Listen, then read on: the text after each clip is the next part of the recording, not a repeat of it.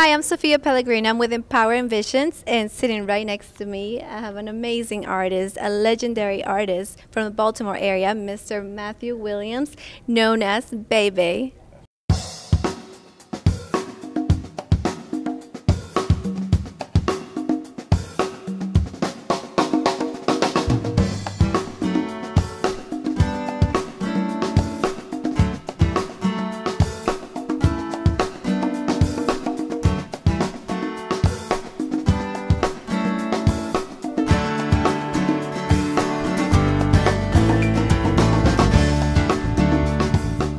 Hi, baby. Thank you so much for being here. First of all, I'm very honored to have you here. You're an amazing, a very inspirational artist, and it's an honor.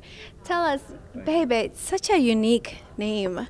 Give us I'm sure there's some nice history around behind that name. Tell us about it. Well, the name originated with my grandfather, BAYBAY. I guess because I was among the youngest of his grandchildren. Perhaps that had something to do with it. And of course, it just happened so naturally. But later on in life, I began to, my friends called me that even in school instead of Matthew. So it just kind of stuck. So I began to sign my work as I evolved as a young artist. And even after my style matured, I thought, wow, this is easy to remember also. So I began to use it, and all my homies and relatives and friends knew me, so that sort of endeared me to them also at the same time to remember who I was. What an interesting story. And speaking of children, you have amazing artwork, especially one right here, which is the crying child. Amazing. It almost looks real. Can you tell us what inspired you to make this beautiful piece of art? Or what were you trying to capture when you were making this? Well, actually, when I created this piece, I guess why maybe I went so far with it, because at the time I was really not painting that much. I was mostly drawing. And it was such a challenge for me to create a painting. So once I created this subject and I started working on my nephew, he was very young at the time, and then I began to incorporate other features into it as I went along. However, I had stopped short of a drawing, and so I thought, let me tackle this all, because once I started, I learned from experience at that moment that it's going to be covered up, the drawing, and you have to repaint it anyway. So that was an experience. I did it on the original, all on canvas. Hi, baby. Good to have you back. I saw you yesterday. You looked great. Did you have fun at the events? Oh, thank you. Thank you so much for joining us again. All right. So we have some amazing artwork behind us. Can you tell us a little bit about this painting?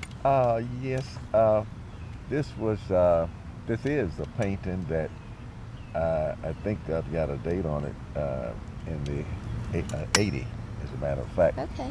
But it's a piece that I'm depicting a combination of Moore that was kind of conceived of by Shakespeare, and the subject matter sort of suggested the Moors of Morocco and Spain, etc. And during that time, all people of color of African descent was considered Moors, regardless of religion, whether Islam or Christianity. It was almost like saying Negro or colored at that time. That's what gets kind of confusing, because sometimes folk figure that this was a group that was kind of off to itself, but no, that was a more or less a term that was applied to people of African descent at that time. They called them Moors. Of course, during that time, what may have inspired that was your history on Hannibal. Hannibal was a Libyan and also a Carthaginian Okay. in Carthage. Carthage at one time was the world power before Rome. And Rome, of course, from what I was able to learn from an African world historian, they, as far as the Carthaginians was concerned, which was the world leader at that time, they felt that Rome sort of took advantage of a civil war that they were having amongst themselves. Of course, you had groups that Hannibal fought with. There was a Numidian cavalry, not Nubian, but Numidian with the M. And they were like the cavalry during the Punic War. And the Punic War was a world war that more or less depicted a pitted Carthage against Rome.